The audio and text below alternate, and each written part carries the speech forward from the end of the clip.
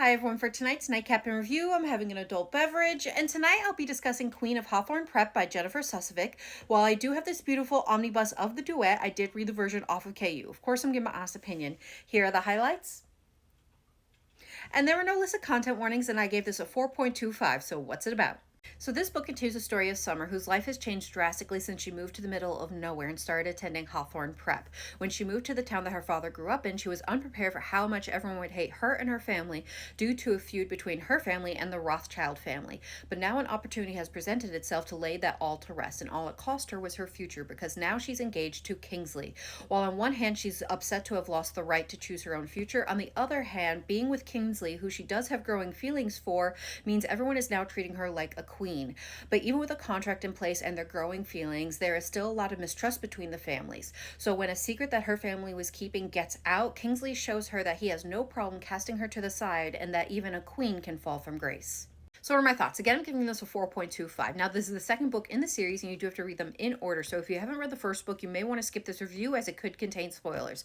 This is the conclusion to Summer and Kingsley's story, and I really did enjoy it, though I will say the ending and the resolution felt a little rushed. The vibes were there, and I had a good time.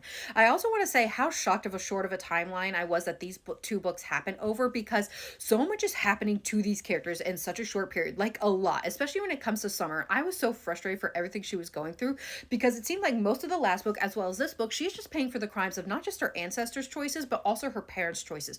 Her parents, who I have a really strong dislike for, because yes, they made this decision under distress to have Summer marry Kingsley, but it also felt like they were taking the easy way out, hoping to later find a way of backing out of this deal, rather than finding a way of stalling or even considering selling the company that they really don't seem to have an interest in running, as well as they want to get out of this town, to Kingsley's father.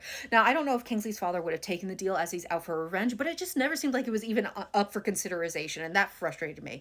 And I'm never one to say that traits run in a family, but it seemed like Kingsley and his father had every reason to mistrust Summer's family, because once again, her family is trying to screw over his family. And it was frustrating. That's all I can say. Now, when it comes to our characters, we first have Summer, who I did like, but it also seemed like she was always someone's pawn and was stuck between what her heart wanted and what her family wanted.